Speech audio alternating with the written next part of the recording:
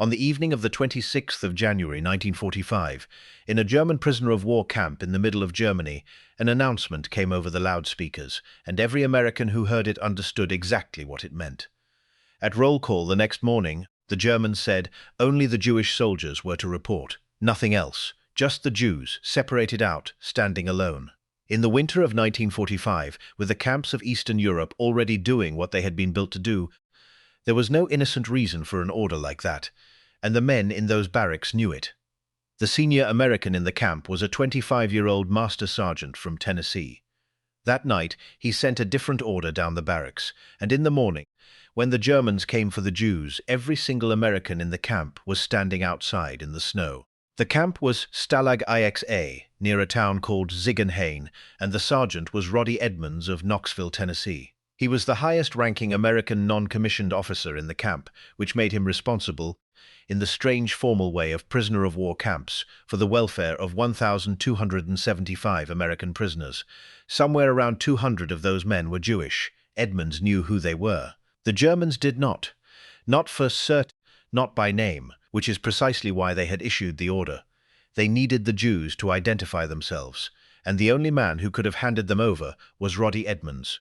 What he decided quickly, and he passed it down the barracks that night in the flat, practical language of a senior NCO giving an instruction. Tomorrow morning everybody falls out, not the Jewish men, everybody. Every American in Stalag IXA, all 1,275 of them, was to be standing outside his barracks at roll call. He did not take a vote, and he did not make a speech. He gave an order, and he made himself personally responsible for what happened next, because the man the Germans would come to when the order was disobeyed would be him. Then the men went to sleep, in the cold, on a camp diet that had them all slowly starving, knowing what the morning was going to be. They all did it. On the morning of the 27th of January 1945, the German guards came out, expecting to find a couple of hundred men standing in the snow, and instead they found the entire American population of the camp, in ranks, in front of the barracks. Jewish soldiers and men from farm towns in Texas and Ohio and Tennessee, standing shoulder to shoulder, in the freezing, dark, thin, hungry, in the rags of their uniforms, saying nothing. There was no way to tell one from another, which was the entire point. And out of the camp headquarters, into that silence, came the commandant. Please take a moment to subscribe to the channel, and to give this video a like, and stay with us all the way to the end. The commandant looked at the ranks of men in front of him and understood immediately that he was being defied. He walked over to Edmonds, and he said the sentence that has been repeated ever since, the sentence that is the hinge of this entire story. "They cannot all be Jews," he said. And Roddie Edmonds, standing at the front of 1,200 starving prisoners, in a camp where the German officer in front of him could do essentially anything he wanted, gave the reply that would take 70 years to reach the world: "We are all Jews here."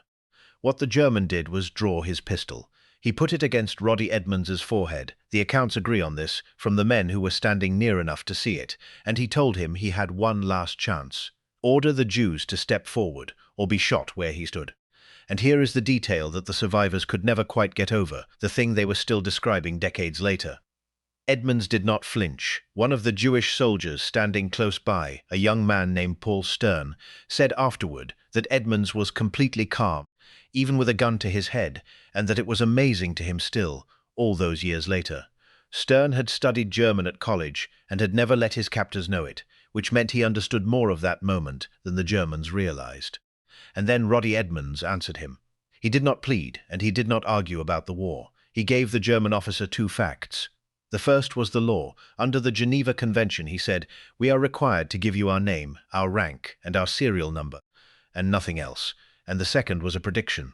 "If you shoot me," he said, "you will have to shoot all of us, and after the war you will be tried for war crimes." It was, when you look at it coldly, a bet. Edmonds was betting that a German officer in January 1945, with the Allies closing in from both sides, would rather not be responsible for the massacre of over 1,000 American prisoners with the end of the war visibly coming. He was betting his life on the commandant's arithmetic. The bet worked.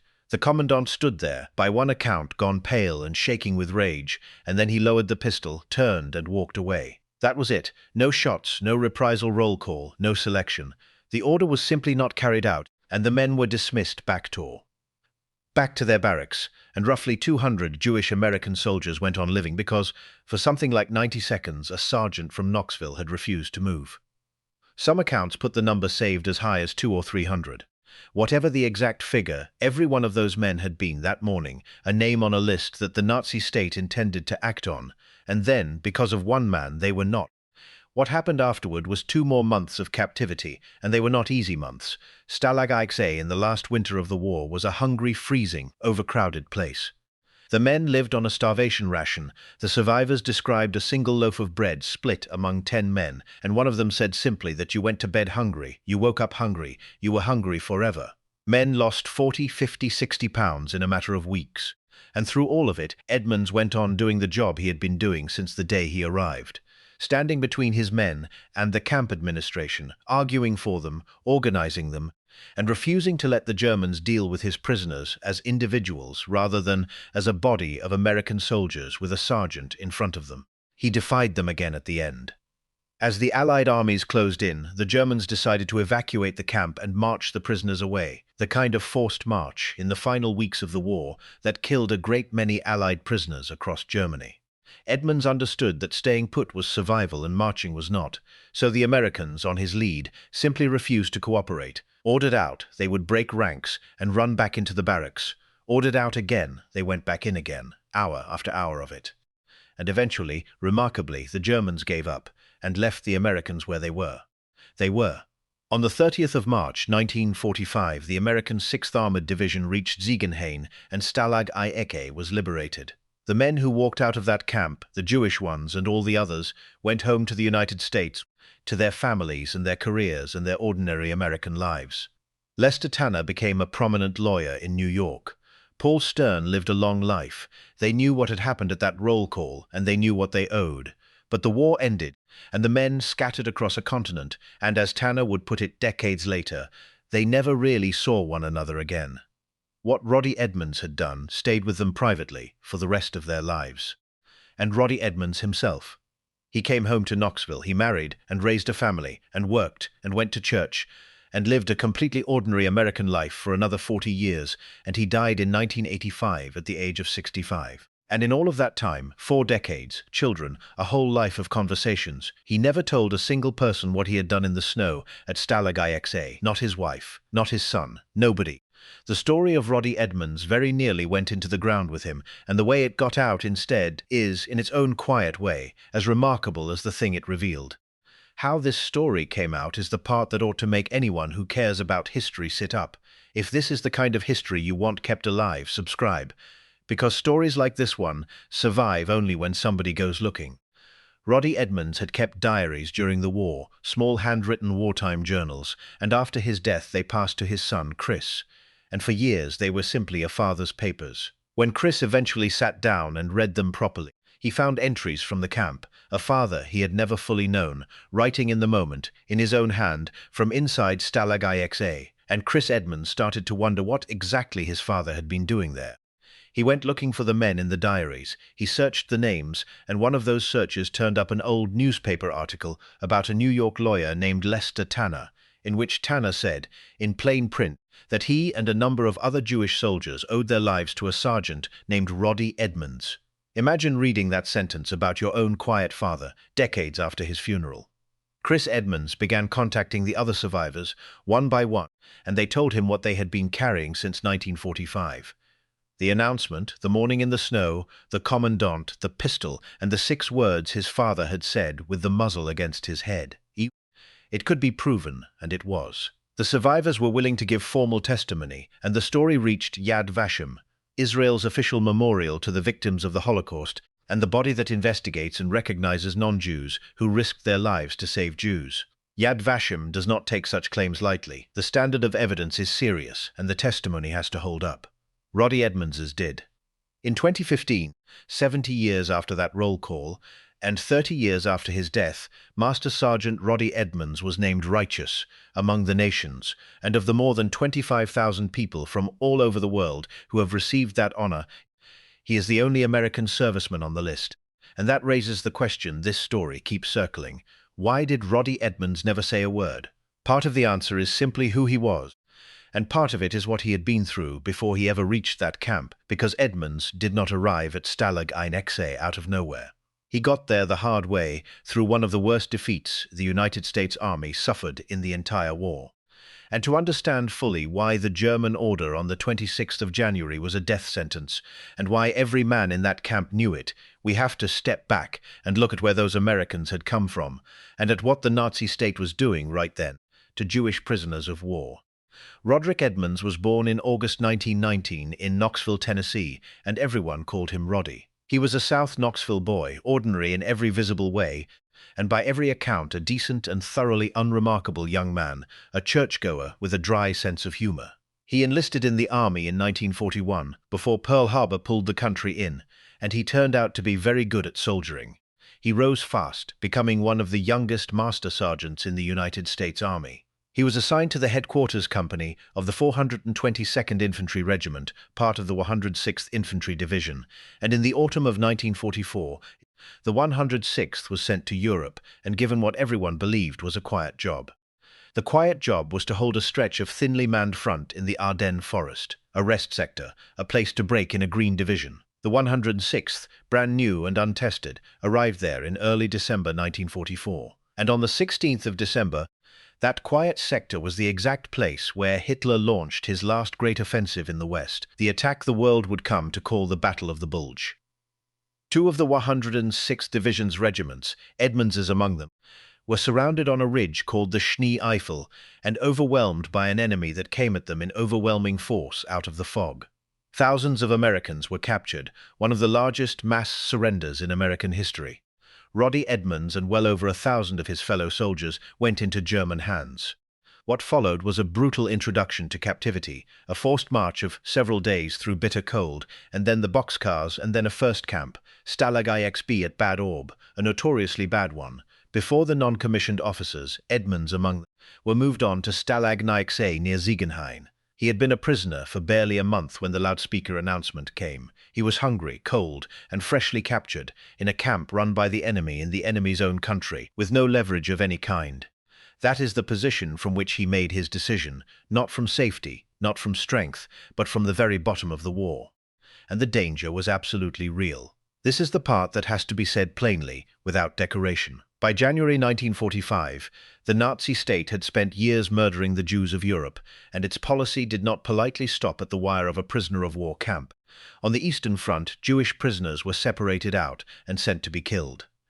In the West, where the Geneva Convention gave the Germans more reason for caution, Jewish American prisoners were nonetheless singled out in documented cases and sent away to slave labor camps, and a substantial number of the Americans sent to one such camp did not survive it.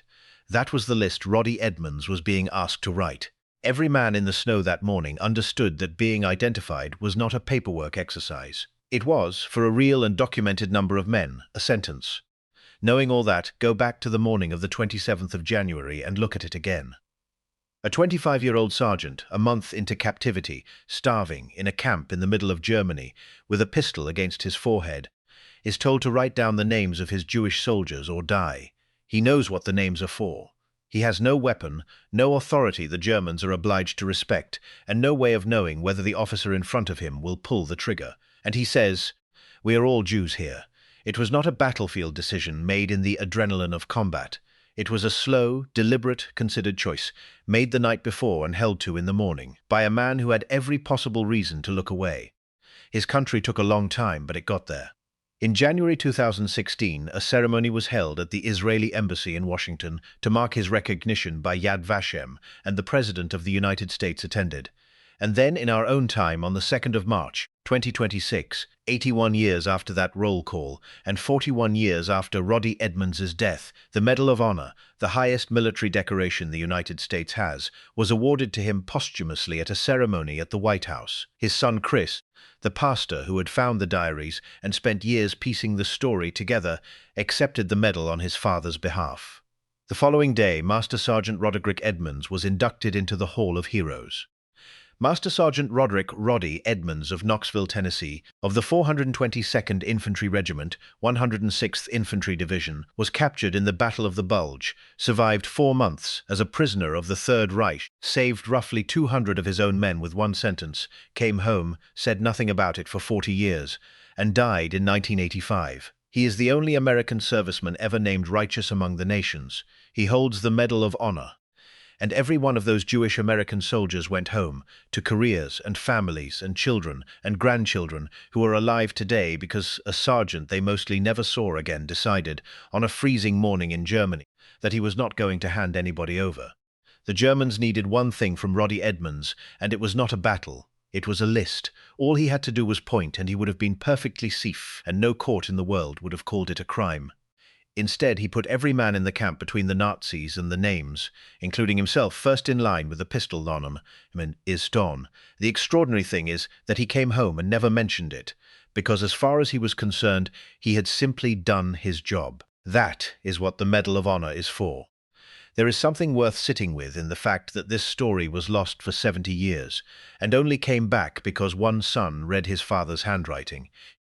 Almost every family that sent someone to that war is holding something similar, a story the man himself never told.